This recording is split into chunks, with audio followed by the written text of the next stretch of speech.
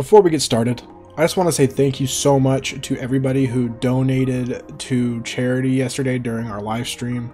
We ended up raising almost $500. It was a lot better than I thought it was going to turn out, so thank you so much to everyone who watched, participated in chat, and especially, of course, those who donated. It was a good cause that we donated to. Together We Rise, and it meant a lot to me. So, yeah, just thanks so much. But now, let's get into today's video. Let's talk about the stories of Fire Emblem. It's not something I do a whole lot. It's not something I usually feel very qualified to do, but we're going to give it a shot here. This is all my opinion, of course, because it's a tier list, and the idea is to just like breed discussion to have in the comments. This isn't me saying that your favorite game or favorite story in the series is dumb or bad. This is me just telling you what I like from the Fire Emblem games. So we're going to do every single game, and we're also going to include some of the more spin-off-y type titles here. So let's get started. FE1. I don't know. It's like the one that started it all, but honestly, for me, it's pretty forgettable. I don't have a strong feeling towards it one way or another. You know, and the NES did what they could with what they had. That's kind of how it is. You know, they did what they could with what technology they were working with at the time. So for that, it's not bad by any means. It's just not incredible, you know. Gaiden, I'm going to put it above FE1 just because I feel like it did stuff that was a little more unique to what FE1 did. And then later on down the line, other games in the series. Still fairly forgettable, and that's mainly, and I think that's because of, again, just like the poor presentation, and that's not their fault, really. It's just, you know, product of its time. But to me, it's fairly forgettable as stories go. Alright, Mystery of the Emblem. This is the first one I'm going to put in OK. I actually enjoy the Zero to Hero story of Marth through book 1, and then in book 2 he is the guy. You know, in book 2 he is the guy who like already saved the world once. Everyone kind of treats him as such, sees him as such, and it's really kind of cool that he's the hero king. You know, he's not just a prince who's trying to liberate his country and whatever. He's a guy who's like just he's literally just the guy that everyone looks to say, hey, you want to save the world for us, buddy? You know? And he, like, yeah, first he's like, they're trying to manipulate him a little bit, but like the bad guys are, but he like sees through it and overcomes it. It's just really cool. Marth is a cool character. Marth is a really cool character, and he makes the story of Mystery of the Emblem at least somewhat memorable to me. And from here on out, just so you guys know, I am going to be spoiling the crap out of games. If you haven't played, especially Genealogy: The Holy War, I would skip this section of the video where I'm talking about it, because that game is best experienced blind. 100% blind. The story is incredible and should be experienced with no prior knowledge, if possible. I know it's really hard to do in this day and age, and especially if you've been around the community for a while. I'm sure something's been spoiled for you, but it's just great. It's great. Okay, go play Genealogy: The Holy War without a guide or anything. All right, FE4. Now I'm going to actually talk about it. FE4, Genealogy: The Holy War, is, I would put it in actually good, if not for one thing. I think the second generation is less interesting or memorable in any way. There are very few plot points in Gen 2 that I remember as well as I do in Part 1 or Gen 1. I could basically tell you the story of the first generation of Genealogy: The Holy War. And if it was just that I was rating, it would go into actually good. It would go into actually good. I would consider it an actual good story. But Gen 2 is just forgettable. I'm not a big fan of, you know, it's just generic, good, you know, generic, can't do wrong, good guy saves the world. And I don't even like Gen 1 because it's like different. I don't know. It's more interesting. They tried something different, and they did it. I think they did it pretty well. It's nice that, you know, Sigurd makes mistakes, but you can kind of like see why he would make the mistake. It's like justified in the story. He doesn't just do something stupid so the plot can move forward. He is a man. It's like it's just his personality. He's a man of passion. He's a man that, you know, he really does like, he'll do anything for his friends and wears like his emotions on his sleeve. Even though taking Deirdre out of the forest is like a bad idea, it's like why people can find her later and use her bloodline for like the evil stuff that they do. Sigurd loves her so much that he says, I can protect you. I can do this. You'll be fine. I have to be with you. You're perfect for me. They're like soulmates, all this different stuff. And I think that is like an actual good character. So that's something that we're going to talk. I'll probably talk a little more about it later when we get to Echo specifically. But I've heard some people say Sigurd is a bad character because why would he do this thing that's bad? Why would he take Deirdre out of the forest? He knew he shouldn't have. It is okay, and I would dare say it's a good thing when a character isn't perfect. When a character isn't perfect in a story. Sigurd's still a human being. Yes, he's being written by someone. He's being like written. He's fake. I get it, but he's written to be flawed. And that doesn't make him a bad character. If anything, it makes him a lot more interesting than if he was someone who was perfect. So, I hate that argument, but we'll talk more about that later with some other games. So, if Gen 2 was more memorable to me, I would put it in actually good. But Gen 1 definitely pulls it up into like top of okay status for me. Thracia 776, I freaking love this game. I love the story. I love the characters. And more of its I get that it's more like gameplay biased. I love the gameplay of it a lot, so the story stands out more to me. But I just like Leif. I think Leif is a really cool character. He is incredibly weak as far as like the story goes. Gameplay wise, don't sleep on Leif. He's pretty dope. But as far as the story goes, Leif is incredibly weak. He has to lean on, you know, these other characters like Finn or Avel, or even the other Fianna Freeblades to an extent. And it really shows that it's like it takes a toll on him that he has to rely on other people so often. It's just it feels so like realistic that, you know, he's a kid, he's a teenager, and he actually kind of like acts like one. He is brash in moments. He makes mistakes. He pays for those mistakes, and others pay for those mistakes with their lives and stuff. It's just kind of cool. I like the story overall. A lot of really memorable plot points and story moments, and in particular, I think the Manster escape it's just really good. It's just a really good like encapsulation of what makes Thracia's story so special to me. Is that Leif is constantly on the run. He is down, like, you know, it's basically like he's just like fighting to survive. His whole army is just fighting to survive, right? Like the entire game. And the Manster escape sequence is like that's it to a T, right? And it's not till later in the game when he becomes more powerful, his army becomes more powerful, he receives help from Seliph and such, that he's finally like, okay, we'll fight. Let's fight back. Let's liberate Thracia and you know, Leonster, all that. Really cool. Actually, good story. I think a lot of good twists and turns. All right, let's talk Tearing Saga now. This isn't a Fire Emblem game, but it is made by the man behind, or largely credited with the creation of Fire Emblem, Shozu Kaga, right? He obviously wasn't like the sole creator. That's not how that works generally, but but he was behind the story. My understanding is he was a lot behind the story and scenarios and stuff for a lot of the games that he worked on. Anyways, Tearing Saga, no, it doesn't go on bad. Don't worry. I'm just gonna put it in forgettable. The only thing from Tearing Saga that I really enjoyed was the last map, the story there.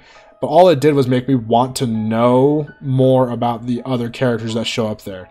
There are 2 characters that aren't playable for the entire game that become playable there, and they are extremely important. And all I wanted to do was know what they did, because they seemed way more interesting to me than the main characters that we have throughout the game, in Holmes and Runen. So I just think it's pretty forgettable, personally. I know other people aren't gonna like that, but it wasn't a story for me. It wasn't a story for me. Binding Blade. I have to put it in forgettable. A lot of these are going to go into forgettable because I just don't care. I don't care about the Binding Blade story. I honestly, outside of a few key moments of like Hector dying and I don't know, I guess Elowood's sick, that's why Roy's doing all the work and stuff. But outside of a few small things like that, I couldn't tell you the the general synopsis I could give you of like, you know, Roy fights Burn, collects weapons to fight Dragon and kill Dragon, but doesn't kill Dragon. It's a whole thing. Other than that, I couldn't give you the beat by beat story like I could some of the other games that I really love. So yeah, I don't care for the story. Pretty forgettable. And I'm going to say the same for FE7. I'm tempted to put FE7 in bad, but that's just kind of the feeling I have. I don't remember why it's bad, so I can't put it there. Yeah, I don't have a whole lot to say about Blazing Sword. Sacred Stones, I'm going to say it's okay. Sacred Stones is a game that I don't like to play, because I think the gameplay is just not for me, personally. But I have to admit that I think the story is actually pretty memorable. There's a lot of really cool moments. Things that stick out are like the creepier things with like Orson is really messed up. Another thing where, you know, like, oh, why did Erica give away one of the stones of Renee or whatever? And it's like, she's not perfect. It was her friend. She trusted him. Just like it was all this stuff like that. So stop saying that a character is bad because they make a mistake. It's not. They're just written to make a mistake. That's how that was fairly realistic too. So I don't know. Fight me on that in the comments. But that's my feeling on Sacred Stones. Path of Radiance. Path of Radiance. I'm gonna say it's actually good. Bias here. It's the first one I played. It's the first one I played in the series to completion. So I just love Path of Radiance overall. But I think the story feels really personal in a way that a lot of Fire Emblem games haven't up to this point. I think a couple other ones did it. Like I said, I think Genealogy's first generation felt really personal to Sigurd. I think the story in Thracia felt really personal to Leaf. I think those are both really good. And then in Path of Radiance, the story feels really personal to a few people. It feels like really focused in on, you know, Ike, and then Ike, you know, Alencia, and then like Titania has a really big role in the story and is actually really interesting. Her whole really her origin's really interesting. Her connection to Ike's father is really interesting. I like Soren a lot, and his backstory is really cool. And I just like a lot of the other characters as well, and their interactions. I could tell you like beat by beat what happens in Path of Radiance. It's just really memorable to me personally. I think it's a really good, fun story. And I don't know, and it's just a feel-good story for me too. That being said, there are some pretty messed up moments, right? There's a couple of messed up stuff that you learned about. Like you learn about how Ike's mother died, and that's sad. You learn about how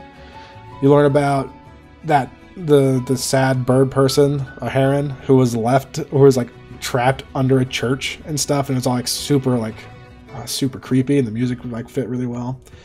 Yeah, I think the story of Path of Radiance is actually pretty good. Actually pretty good. The Black Knight's a cool antagonist. I mean, he's pretty generic, but I think he's pretty cool, and I think he's made a little bit better in the next game. A little bit, maybe just a little. Yeah. Radiant Dawn. I really like the story of Radiant Dawn, but I have to put it in okay. Again, very memorable for me personally. I really love it, but some of it's kind of weird. Some of the stuff is a little weird and doesn't feel very natural to me. The whole part where Peleus he's like, oh, I'm gonna sacrifice myself and die and whatever, and it's gonna erase the blood pact contract thing, and it's gonna make everything fine, but it, you know, doesn't.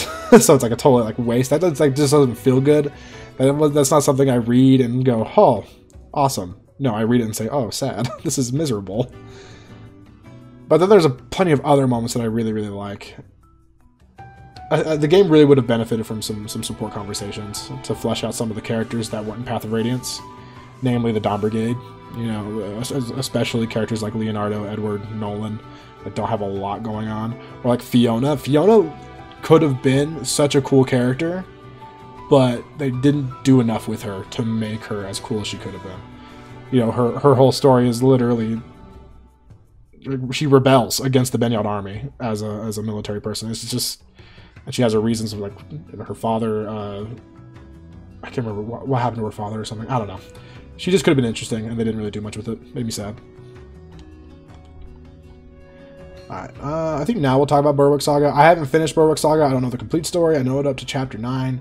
And I'm tempted to put it into actually good, because I actually do really enjoy the story. But for now, I'm just going to put it in okay, because I don't know for sure. I don't know how it ends. So don't hate me for that one. If you think it's actually good, I might too. I just haven't finished it. Okay. Shadow Dragon. Pretty forgettable. There's a few lines that are cool, but pretty forgettable. New Mystery of the Emblem. I'm tempted to put it into bad, just because it has some of my favorite gameplay in the series. So I love the game, but I do understand the annoyance that is Chris to a lot of people who love FE3 story. Chris is... he's kind of a blight on the story. He makes it worse. Yeah, he doesn't add anything. I should say he or she or they don't add anything to the story, but I feel like they take away some key moments that could have gone to characters who are more deserving. You know, you have your character like Marth, like Jagan, stuff like that, or Aaron, or whoever it normally would be. And it really takes away from Marth being the hero king of legend. I wish they wouldn't have intelligent systems in like Awakening, and then in Warriors, and then of course also in a New Mystery, really kind of steer away from Marth being this legendary hero and more of a, no, I just had really I had, you know, it was our bonds gave me strength or whatever. It's like, no, dude, you, like in FE1, it's like you single-handedly like murder like giant dragons and stuff, and you're a baller, you're amazing. FE3, similar thing, but here it's like, oh well, I just have really powerful friends, you know, by the power of friendship. It's like, no, that's not Marth to me. They really just like made him so. They made him so like generic. You know, our bonds give me strength, Lord man, instead of being Marth the hero king conqueror man. I don't know. Maybe I'm the only one that feels that way, but I feel like they really have neutered his character in the past, you know, 5 to 10 years. Awakening. Awakening, if the whole game was just the first arc, Awakening has like 3 arcs, you know? The Pelagian arc, and then Valm, and then Grima / like fighting Valadar, all that. I think it's actually... The first one's actually pretty good. The last 2 are extremely... They just range from bad to forgettable for me. So I think to balance it out, I'm just going to put it in like the middle of forgettable. Because I couldn't tell you the real story beats of the Valm arc. The only things I can really remember are like, I don't know, you went to a tree. There was that boat map. But I don't really remember what happened there. And even to the point where I think like with like Valadar and Grima and all that, I think that's honestly kind of bad. I don't like it. So I'm just gonna leave it in the middle of forgettable. I think that's pretty fair. Okay, everyone's favorite. We're on to Fates. I can't in good conscience put it any higher than bad. Oh, not Warriors, whoops. A Revelation is at the bottom. It's such just like a weird just like pulling out of your butt story moments. The big thing is like Conquest and Birthright. Honestly, there's a lot of moments that are like the storyline, the plot isn't horrible. It's okay, but the writing is so abysmal. Oh my gosh, I don't know how it made it through like quality check. Like who wrote this and then said it was okay, and then who read what they wrote and said, yeah, this passes the test, and then who played it after it was in the game and said, oh yeah, this is good. No! Like, I'm just baffled at some of the stuff that made it through. Again, the overall story is okay in many instances. The writing just is horrible. it's so... I hate the word cringy, but a lot of times it is cringy. You know, I hate that, but... yeah, nope, not for me. Ooh, my favorite game, Fire Emblem Heroes. I don't know anything about it. It could be good. I've heard people say it's good. I'm just going to put it in forgettable. I have no idea. Oh. Tokyo Mirage Sessions. Sharp FE. That's the hardest thing to say, man.